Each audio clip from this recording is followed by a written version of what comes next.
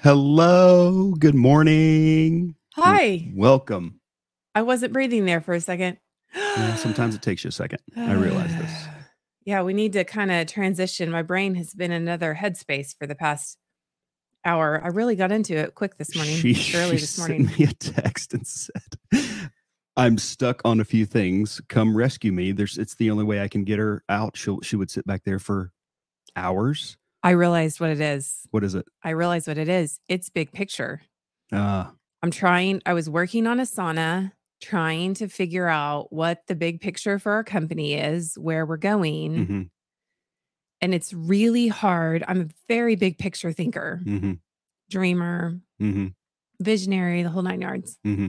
And it's really hard for me to transition out of big picture into it's just such a happy place. The big picture is. It's really hard to get me just down into the actual reality, the work of, doing the work, like doing the podcast recording. I really just want to stay up really high. So if anybody needs help with a intricate business strategy, just let me know. I'm a girl. Well, here's the question that will help transition you out of that. I love you. Did you see who is going to be on the cover of the Sports Illustrated swimsuit edition? Well, no, I didn't see, but what did you hear? Who is it? I was shocked. Who is it? You told me. I did. Yeah, yesterday. Next time, save it for the podcast. Martha Stewart. It's unbelievable. She's 80, guys. I have a theory. What is that? Martha Stewart is the first company to fully employ artificial intelligence. She's a bot. Wow. Have I told you that before? No. It's a goofy theory. I'm kidding, of course. You never know. I guess they could keep her alive forever. I mean, we're getting there. Yeah. Okay. Anyway. I just think it's like she's 80. You told me it's supposed to be a bikini. Yeah, but we'll see how it goes. Okay, so when is this issue dropping? Usually about now. It's probably in a couple of weeks. I wonder how sales are going to go. Oh. Who wants to see an 81-year-old on? There are people out there who... Oh, weird. Don't go there. That's what I'm saying. Back rap podcast. Blah, blah, blah, blah, blah. Oh, my goodness. My goodness. What do you think? Is that a good thing? Well, I mean, she's done everything else. Why not? Right? Why not? You're 81. You're going to... You've conquered the world of domesticity. That's a good one. Domesticity. Why not conquer the sports magazine covers now? I don't know. Is there any such thing as off-brand anymore? I don't think so. Apparently not. What are we here to talk about today, David? Welcome to the Heart Podcast. We are going to talk about creating a beautiful and functional living space. One of your favorites. I love this. Yep. Yeah, it's going to be fun. We're going to focus on incorporating high quality design elements, balancing aesthetics and functionality and DIY home decor projects. I love the word aesthetics. Mm-hmm. That's a good one. It's like aesthetics. Have to beep part of that one. Maybe. It's supposed to be aesthetics. Aesthetics. Aesthetics, because it's AE. Aesthetics. Aesthetics. Aesthetics. Okay. Let me ask you another question. Okay. What makes a room functional for people watching? First of all, let's start with the higher level. Okay. Higher than that? Yeah. What does heart have to do with, what does a beautiful living space have to do with living a life with more heart? That's a good question that I should have asked you first. Let me ask you this. How does heart apply to creating a functional space? Well, I'm so glad you asked, David. Thank you. I mean, I come up with these just from nowhere. It's amazing. Oh my gosh, the turkey is in our pool. It's okay. Hey, focus. Come on, Martha Stewart. Where's my phone? I need to take a picture of the turkey in our... It's okay. Okay. I thought it was an armadillo at first. Okay. It's important to create... Okay, so heart, really quick, high run through, help yourself, physical well-being, empower yourself, emotional, spiritual, mental well-being, a all your people are resources and responsibilities. T, trade and talent. T, trade and talent. Creating a beautiful, functional living space is important in the A and R life segments. Why? I literally am like, turkey. It's like instead of a squirrel, it's a biggest turkey. Feathery squirrel you've ever seen in your life that is totally distracting. I'm going to have to make you sit on this side. Beautiful. You may have, if we're going to switch sides, continue to have turkey problems. Well, okay. Where were you? Okay.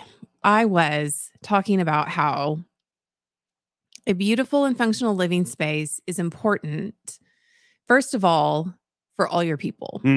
Why? Home nurtures us. And the environment that we create is not just visual. A lot of times we think about visual decorating, but I like to approach decorating from a 5 senses standpoint. What does it smell like? What does it sound like? What does it taste like? What is it? I mean, if you think about it, we entertain a lot. We have people over. What does the food taste like? I mean, so when you approach decorating from the standpoint of all 5 senses, you really are creating an environment that sets the tone when you have people into your home for this is what this culture is like. And I think that's important because the culture that we're working to create here as a family is also the culture we want to take out into the real world. And so when people come into our home, we want them to also leave with little remnants of that, like pixie dust that they can sprinkle in like their it pops way. in their head when they're driving home or walking home. They're like, did you smell everything? Did you see how everything was just so nice and pleasant and warm and inviting? They're not going to say that, but normally I think they'll just talk about how it felt. Back to that Maya Angelou quote, people will forget what you said. They will forget what you did, but they will never forget how you made them feel. And when we create a beautiful and functional living space, we're evoking a feeling. We're using all the tools of the 5 senses to create this space that people can experience here, but then take out into the world and leave in their wake like pixie dust. That's funny. I mean, it's also good for your immediate family because your kids, your spouse, your significant other all feel safe and, cared for and all of those things. So that's good. And then there is also the stewardship factor. So in what way?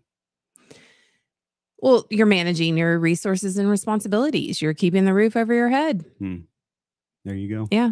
Taking care of your stuff. Cool. Coming down a little bit. What makes a room functional? Man, I've heard that question before.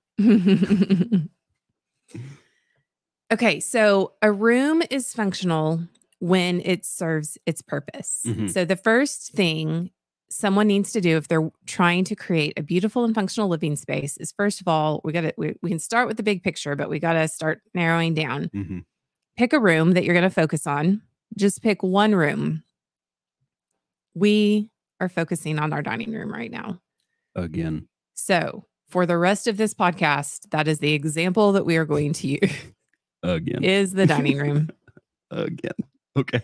So the important. Oh my goodness, it's back. There's a baby turkey. Oh my word. Oh my gosh. I'm just going to turn this off and we will do this again some other time. I'm completely and totally lost. We haven't seen the baby turkeys. Oh my gosh. I can't believe I'm doing this. It's so cute. Scrapped and thrown. I'm sorry. Trash pile. I'm sorry, podcast listeners. Totally lost. Oh my gosh. Oh, I'm going to have to put something over the window. This is unbelievable. Unbelievable. Bamboo shade would look really nice. It would look really cute. It would block all that light that comes in when I'm using my laptop camera instead of the other camera. Ooh, yeah. Okay. We have tears, folks. We have tears on a baby turkey. Baby anything, guys. Snakes. Baby snakes. If Putin would watch baby animal videos, once a day for like 15 minutes, the world would be a happier place. Okay. Where were we? We were focusing on the dining room. Dining room. What makes a space? We are establishing the purpose, the function of the dining room. So let's talk about this. Okay. Our dining room. Yep. What function does it need to serve? We do. Let's talk about the functions. We do eat in there from time to time. We tend to play any card games, board games, whatever else in there with the kids and guests that come over. Sometimes kids use it for homework or working on projects. So it's kind of probably the most used dining room in the United States, I would bear to guess. It's not a big dining room though. No, but it works. We use it a lot. We could actually do with a bigger dining room. Oh boy. Okay. Yeah, that's see, that's me in big picture. It's just get me down here into like, how are we using this space? Okay, so the next thing that anybody has to take into account on making a living space beautiful and functional is budget, because for as much as I would like to blow it out of the water, and I mean, I'd love to have new windows in there a whole night, we're just not. This is the third time we're having to redo the dining room, folks. Since we moved in 2020, it makes David very irritated. It's not fun, but it's because of sewer line. The sewer line. So with the functionality, the goals of the room in mind, the functionality of the room becomes our goals. We need it to be a place to eat, play games. I know this sounds funny, but there's a certain amount of storage in there. We display some great grandmother's gold kind of thing. We have a china cabinet. We need it to lighting is another functionality standpoint. What type of lighting do we need in there and when? So keeping all those things in mind is the first step towards creating a beautiful and functional room. We have to start, I guess, in this case, with function over form. Cool. Can you is that going too deep? Can you overcrowd a room, or should I maybe say something about if it's a room where you entertain or if you're playing games and all this kind of stuff, do you sacrifice some of the pretty tables, cabinets, and such for pretty chairs? Because if you're going to entertain people, they need places to sit, obviously. Will you limit the amount of pretty tables and all this kind of stuff that you put in there for chairs and things? Or will you I think the answer to what you're asking lies in that age-old debate between form and function. And one of the things that I love doing, it's almost like a game, especially in decor, is if something is ugly, we have a tendency, or not attractive, we have a tendency to want to hide it, shove it into a cabinet. A lot of time, I mean, Americans are just very pragmatic, and we don't stop and take much time to focus on the beauty of something. And I really love, I mean, I know maybe I sound nuts when I talk about leaving pixie dust in our wake, but it's sort of enchanting and charming, and it's a different way to look at things and slow down and find the magic in something. Think about it. Yeah, it might be a little rose-colored glasses-y, I don't know, but one thing, so our photographer was here the other day, Lindsay McClanahan, and she was like, "How is your house so photo shootable?" High compliment. Like, but the answer is actually really simple. It's no plastic and no labels. What do you mean by this?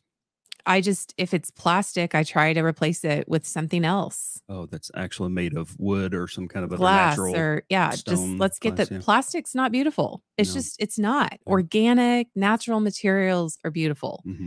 With real color, not right.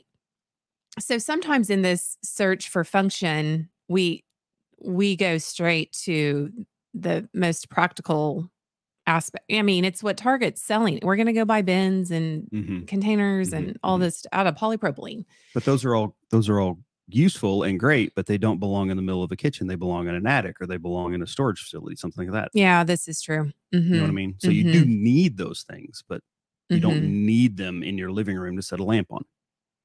Right, right. Right? Okay. Another thing I love about making things beautiful and functional is the challenge. Well, I just said it's like a puzzle trying to figure out, you know, what we can use instead of something that is highly labeled, highly branded, or plastic. A lot of times that forces us to be resourceful, which I think resourceful is just another word for creativity. And when we're forced to use our creativity, we're gonna come up with some novel solutions.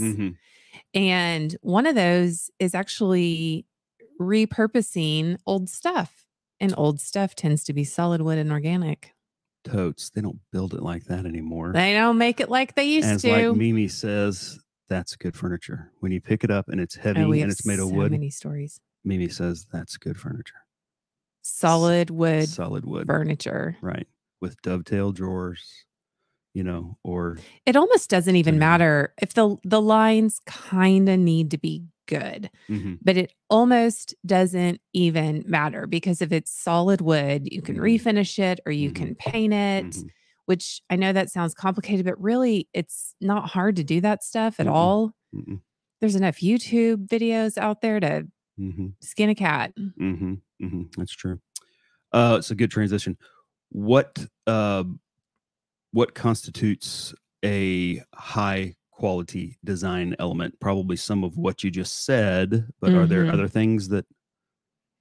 Well, I would say rule number one is it needs to be well made. It needs to be quality in the first place. I'm not a fan of fall apart furniture. I mean, IKEA, Target, it serves a purpose, but it ends up in a landfill really quickly. It's just not good for the environment. I'm not a fan. And it's huge. It's just tragic.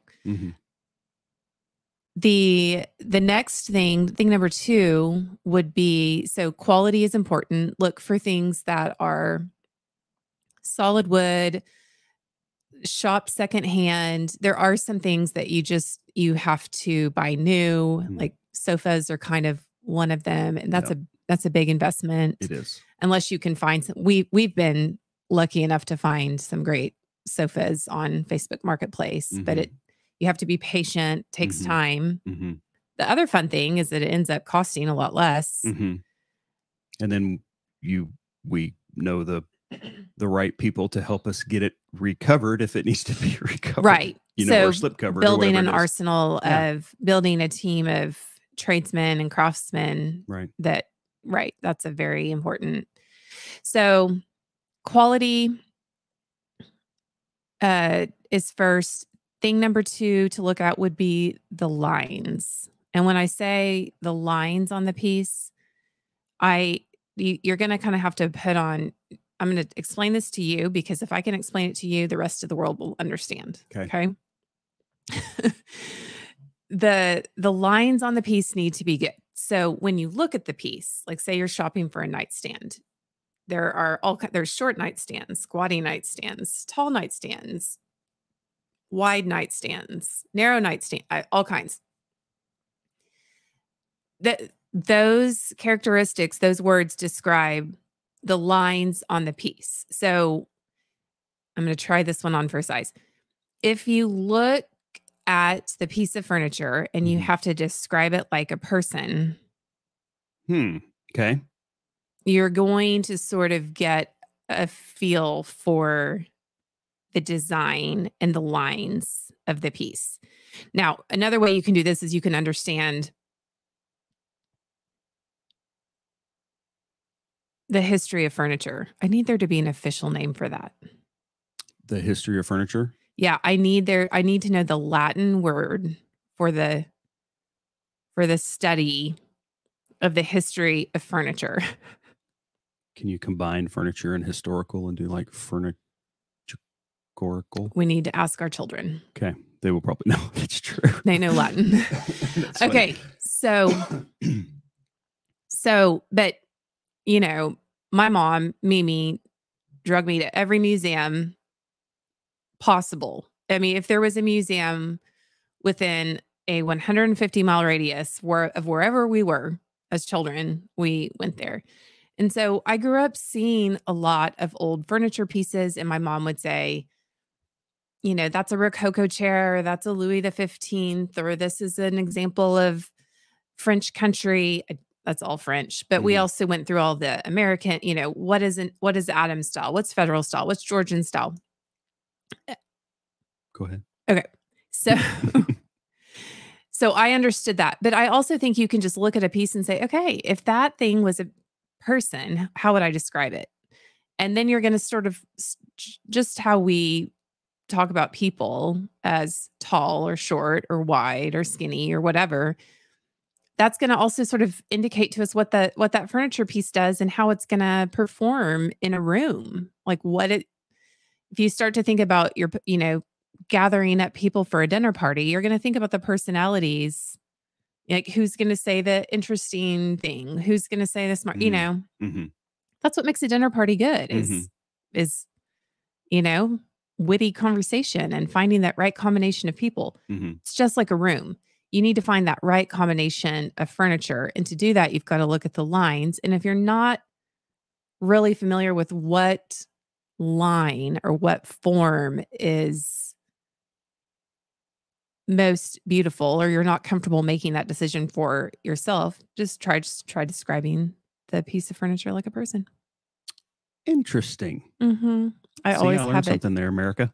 Different. Whoever's listening. Yeah, wherever America. you are. That's funny. I always have a different approach. Yep. Yeah, that's good stuff. How do you balance, here's that word, aesthetics and function? How do you balance those two?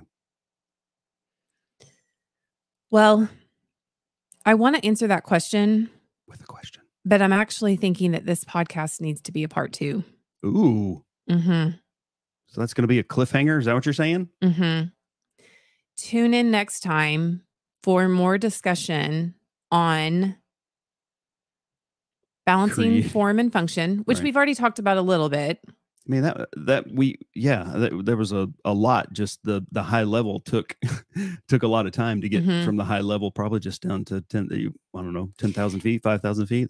But I also want to talk about where you start, what order. You know, let's say you've decided on a room that you're going to focus on. You've decided on the functionality what are the goals for this space. You have a little bit of an idea of the feeling that you're trying to create. We've talked a little bit about quality.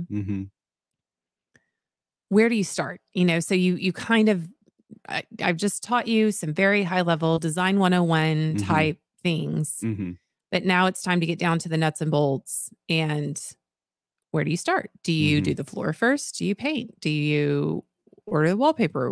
How do you put a timeline together for this?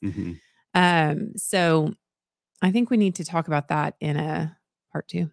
Well, then I guess the appropriate thing to say here is join us next week for creating a beautiful and functional room, part 2. Tell your friends, subscribe, let us know you're out there, send us feedback, share our episodes. We're finally getting our feet underneath us, aren't we, with this podcast thing, I think we're trying. And man, those first couple episodes, skip them. Yeah. Don't listen. It's bad. Hit play and let it go for 35 seconds so we get credit for it and then bail out on it. Is that what it takes? Is 35 seconds? I don't know. There's a timeout. Like if they only listen for 20 seconds, you don't get any analytics on that. So, I mean, we appreciate anything you guys can share with us and to help make this better. We would, greatly appreciate you guys sharing it with your friends and family and whoever else. And send us feedback. Let us know what you want to hear more of. What you want to talk about. Are we funny? Are we not funny? Oh, my word. That's the only thing he wants to know. No, I don't. So, okay. Yes, that's like, you just, yeah. Well, that's it for this week on the Heart Podcast. We will see you for part 2 next week. Thanks for joining us. Thanks. Bye. Bye.